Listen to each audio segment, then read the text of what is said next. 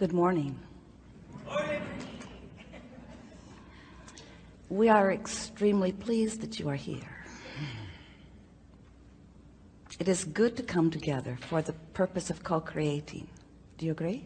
Yes. Yes.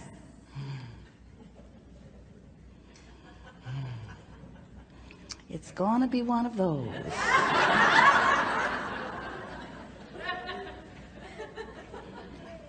Well, there is nothing that we would rather than that you are full of yourself. It's true. Tuned in, tapped in, turned on to the fullness of who you are. You're knowing what you are wanting. You are appreciating knowing what you are wanting. You like to know it even before it gets here. Do you enjoy? Now, this is an important question, and your answer matters a great deal. So don't just blurt it out. Think about it.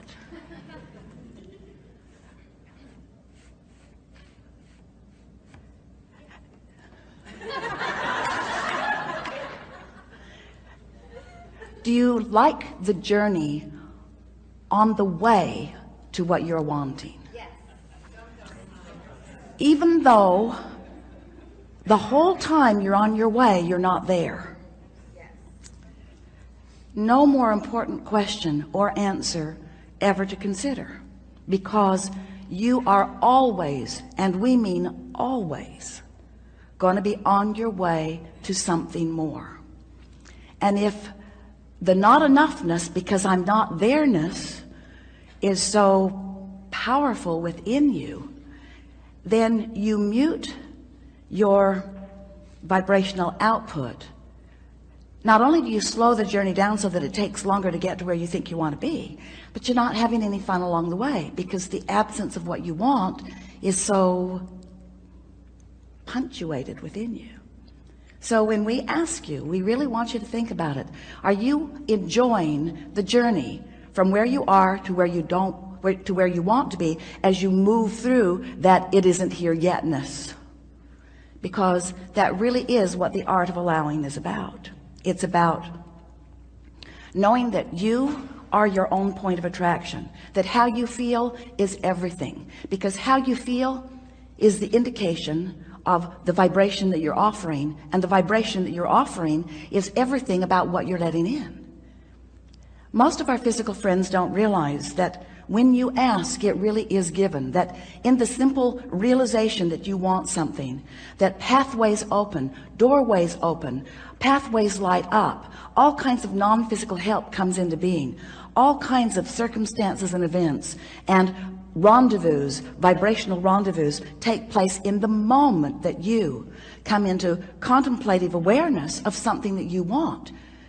If you could see an aerial view, you would never again worry, because in the slightest wish or hope, and certainly in those stronger desires, pathways light up that are so vivid that those of us who are aware of these pathways wonder why any of you would ever worry. And then we remember that the reason you worry is because you can't see the path. So we want to make you aware of it. We want you to feel the path even if you can't see it. Esther will say to us from time to time, well, light it up a little brighter, will you? Make it a little bit more evident. And we say, you say that you want that only when you're standing in the darkness and you can't see the light.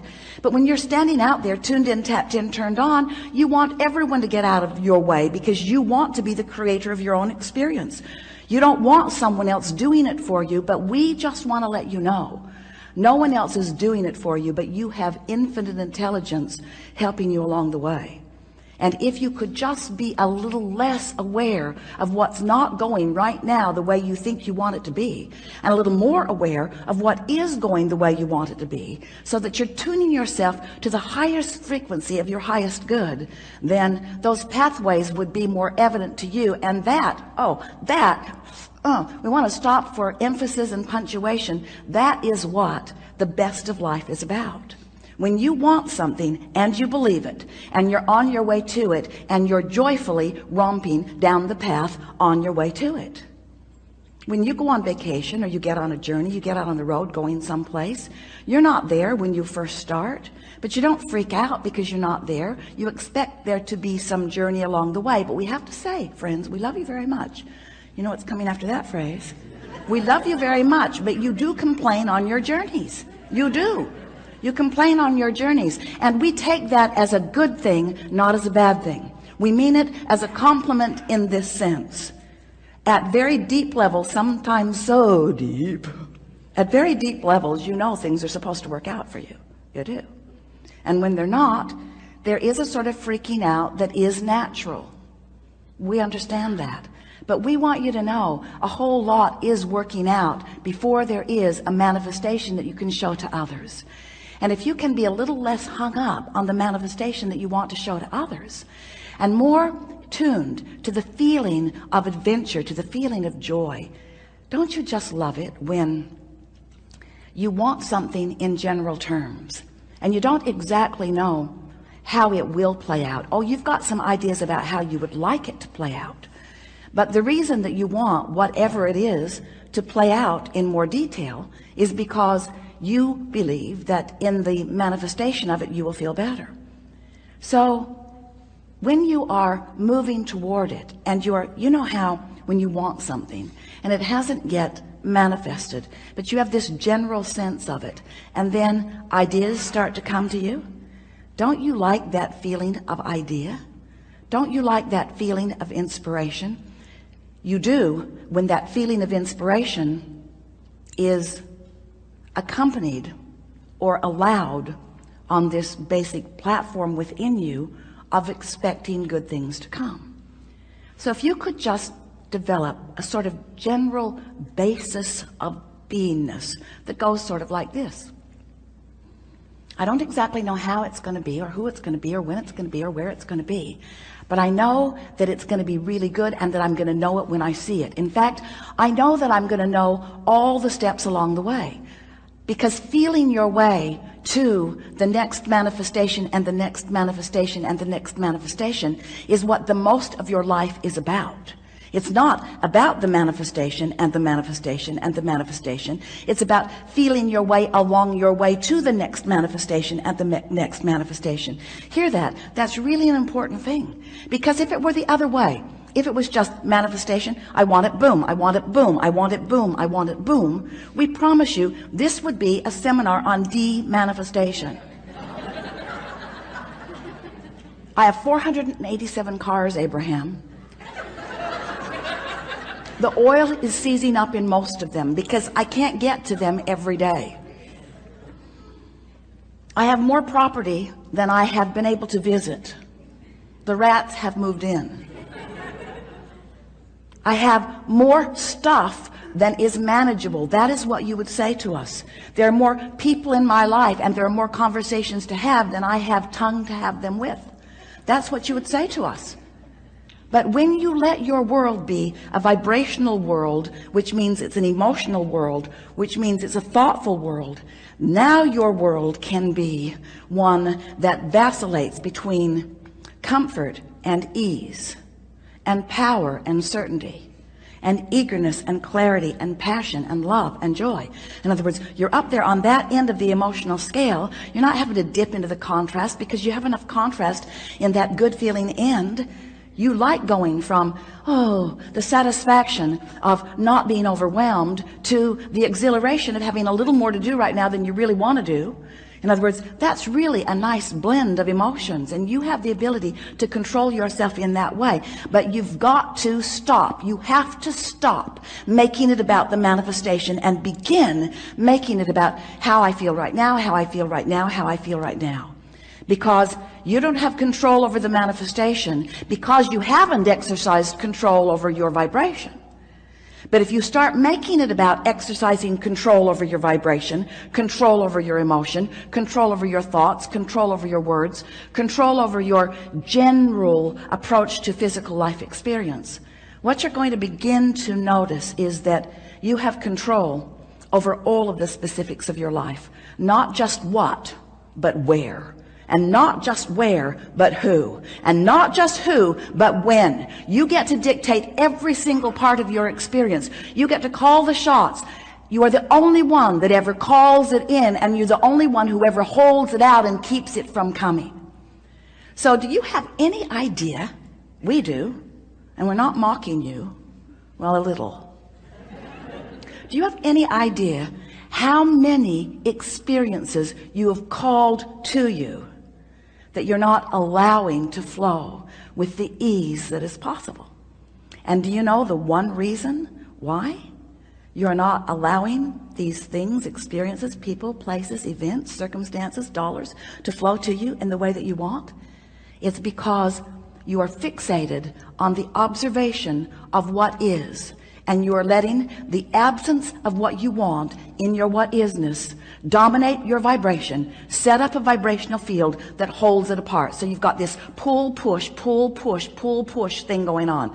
I want it, but I want it now, and I want it yesterday, and I want it so much, and the not having of it has me upset. That's basically what your vibration, most of you, we love you so much, but we thought you might like to start this new year off knowing how to create your own reality. Because nobody else is creating your own reality, you see. That's why it's called your own reality.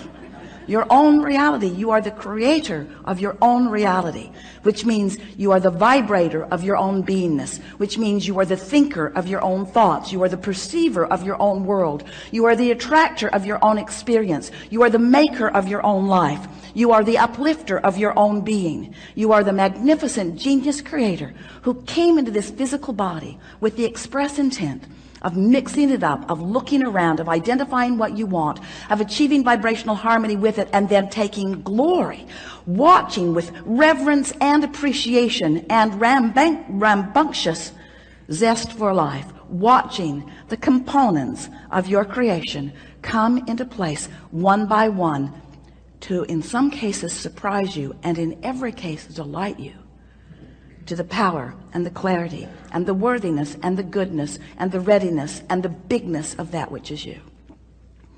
We love visiting with you. We like so much a group like you gathering together, people all around the world. We're pleased that you're there too, listening to our rampage of appreciation of the life that you are living, your life that you are living.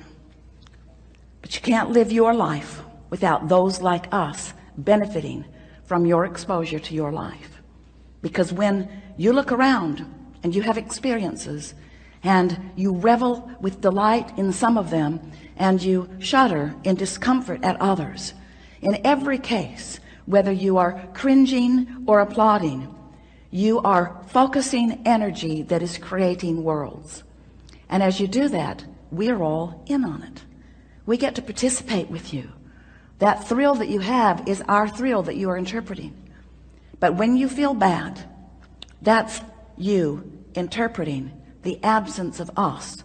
Absence isn't the right word because we don't go away. It is your pinching yourself off from the vibration of your source. That is really what negative emotion is. Don't wait to where you want to be as you move through that it isn't here yetness.